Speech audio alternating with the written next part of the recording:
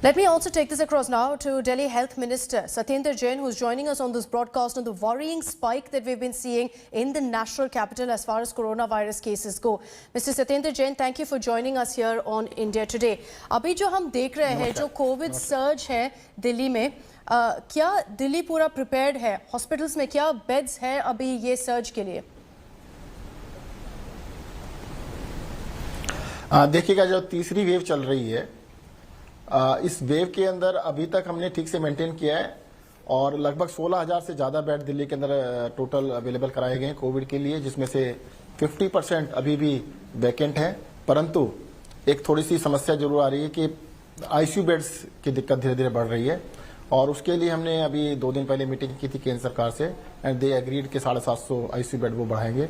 और साथ ही साथ जो हमने प्राइवेट हॉस्पिटल्स में आईसीयू बेड्स के लिए जो ऑर्डर दिया था 80% रिजर्व करने का 10 सितंबर को, उसको डबल बेंच ने जो स्टे था उसको वकेट कर दिया है।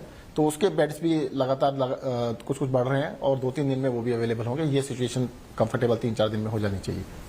सत्येंद्र जी, हमने कुछ डेटा निकाले थे, न्यूयॉर्क के डेटा, साओ पाउलो के डेटा, और ये जो सिटीज़ है दे द वर्ल्ड्स वर्स्ट अफेक्टेड, और ये अगर दिल्ली से कंपेयर करेंगे तो दिल्ली अभी उससे और ख़राब सिचुएशन में है। अभी इस स्थिति में जैसे नंबर्स अभी बढ़ रहे हैं, क्या लॉकडाउन एक सोल्यूशन है जो सरकार देख रहा है? देखिए, लॉकडाउन अगर सोल्यूशन होता तो जब लॉकडाउन लगाया गया था तब कहा गया था 21 दिन के अंदर ठीक हो जाएगा सब कुछ और ये बीमारी हिंदुस्तान से चली जाएगी। तो कोरोना तो गया नहीं और लॉकडाउन को कई बार बढ़ाना भी पड़ा, उसके बावजूद भी खत्म नहीं हुआ। तो दुनिया भर में ऐसा लगता नहीं कि लॉकडाउन इज द सोल्यूशन। इससे भी बेटर तरीका ही क्या है? देखो, मैं आपको बताना चाहूँगा, सबसे ज़्यादा इन्फेक्शन के चांस कहाँ पर हैं? जहाँ पर कोविड के मरीजों का इलाज हो रहा है वहां पर, क्योंकि डॉक्टर्स और जो पैरामेडिक्स हैं वो अपने को प्रिकॉशंस लेके चलते हैं, तो उनके अंदर इतना ज्यादा इन्फेक्शन नहीं है। तो अगर वो अपने आप को बचा सकते हैं तो हम भी बचा सकते हैं। अगर घर से बाहर निकले तो मास्क लगा के निकलिएगा और मास्क को ठीक से लगाइएगा। अगर इन 2 चीजों का ध्यान रख लें तो बहुत हद तक बचा जा सकता है और मुझे नहीं लगता कि लॉकडाउन इज द सॉल्यूशन। लेकिन यही प्रॉब्लम है ना सत्येंद्र जी, जो हमने देखे हैं दिल्ली में, लोग तो उतना अवेयर नहीं है अभी, दे नॉट कॉशियस इनफ, लोग मास्क नहीं पहन रहे हैं, मार्केट्स में हम देख रहे हैं कि कितना भीड़ भी है। तो इस प्रॉब्लम का सॉल्यूशन कहाँ है? नहीं, देखिए, इसके लिए सख्ती की जाएगी। लॉकडाउन में भी सख्ती करनी पड़ती है। अगर लॉकडाउन में सख्ती ना करें तब भी लोग बाहर ही रहते हैं घर से, तो वही सख्ती हम सड़कों के ऊपर भी करेंगे और अभी भी कर रहे हैं। 45 करोड़ रुपए का चालान किया गया है मास्क न लगाने की वजह से, और इसको और भी ज्यादा सख्ती से पालन कराया जाएगा।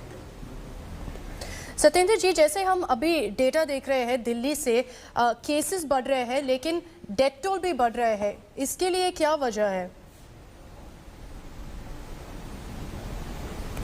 देखिएगा, डेथ जो है वो 1% के आसपास चल रही है। जो एवरेज आप डेथ देखेंगे, जो नई डेथ है 1 है, और जो टोटल ओवरऑल आज से स्टार्टिंग से लेके आज तक है वो 1.57 के आसपास चल रही है, जो कि एक टाइम पर दिल्ली के अंदर 3.5-4% हुआ करती थी और नेशनल एवरेज से बहुत ज़्यादा थी।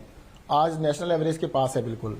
तो डेथ जो है, जितने नंबर ऑफ केसेज हैं उसके 1 और 1.5% के बीच में चल रही है। तो डेथ तो अनफॉर्चुनेट हैं, बट नंबर्स इतना कहना कि भी बहुत ज़्यादा है वो ठीक है। परंतु एक चीज़ और बताना चाहूँगा, दिल्ली के अंदर बहुत सारे लोग बाहर से इलाज कराने भी आ रहे हैं और जो लोग आते हैं वो काफ़ी सीरियस होते हैं और बहुत सारे लोग, आज अखबार में भी आर्टिकल भी है, वो दिल्ली का ही एड्रेस देते हैं, वो दिल्ली में काउंट होते हैं, उनके रिश्तेदार हैं। मैं खुद बता सकता हूँ, मेरे रिलेटिव हैं, बड़ौत यूपी के अंदर रहते हैं, उनका किसी का टेस्ट नहीं हुआ, उन्होंने दिल्ली का एड्रेस दे के सबने टेस्ट कराया, सारे पॉजिटिव थे। उनमें से 2 लोग एडमिट भी हुए, वो दिल्ली के अस्पताल में एडमिट हुए। तो ये तो कॉमन सी चीज़ है कि दिल्ली के अंदर बहुत सारे लोग बाहर से भी आ रहे हैं और बाहर से भी आके एडमिट हो रहे हैं। तो इसके अंदर जो नंबर्स हैं, नंबर्स के अंदर कुछ लोग वो भी इंक्लूड होते हैं। तो अभी सत्येंद्र जी, आपकी सरकार और सेंट्रल गवर्नमेंट दोनों काम कर रहे हैं इसके ऊपर। आपको क्या लगता है कब ये 3rd वेव को फ्लैटन कर सकते हैं दिल्ली में? देखिए, 3rd वेव के बारे में मैं डेफिनेटली आपको कह सकता हूँ। 1st वेव थी जून के अंदर, 2nd वेव सितंबर में थी और 3rd वेव नवंबर में।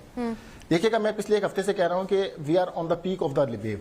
हम पीक पर चल रहे थे और डेफिनेटली मैं ये नहीं कह सकता पीक आ चुका है, बट अब मैं कह सकता हूँ कि 15% तक पॉजिटिविटी गई थी। जिसको लगता था ये 15 का बढ़ के 18-20 तक पहुंच जाएगी, वो ऊपर ना जाके अब धीरे धीरे नीचे आ रही है और डेफिनेटली 13% से नीचे आ चुकी है। और ये शो करता है कि जो 15% पॉजिटिविटी था वो मैक्सिमम था। अब हम डाउन ट्रेंड पर हैं और जो थर्ड वेव का पीक जा चुका है, अब पीक से धीरे धीरे नीचे जाएंगे। तो 1 या 2 हफ्ते में हम एक्सपेक्ट कर सकते हैं कि थोड़ा फ्लैटन हो जाएगा? डेफिनेटली फ्लैटन बिल्कुल होगा। मैं आपको बता दूं कि देखो, नंबर्स से ज्यादा इंपॉर्टेंट है पॉजिटिविटी रेशो।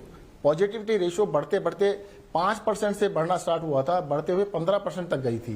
10, 11, 12, 13, 14, 15% जब भी तो हमें लगा कि 20 तक पहुंच जाएगी 2-4 दिन के अंदर। तो 15 के बाद वो धीरे धीरे डाउन आना स्टार्ट हुई है और आज 13% से नीचे है। तो मैं 1 हफ्ते के बाद अब आपको डेफिनेटली कह सकता हूं कि हम थर्ड वेव के अंदर हैं। मैंने ये नहीं कहा कि थर्ड वेव खत्म हो गई है, we are in the third wave, but उसका पीक जा चुका है, अब धीरे धीरे कम होगा।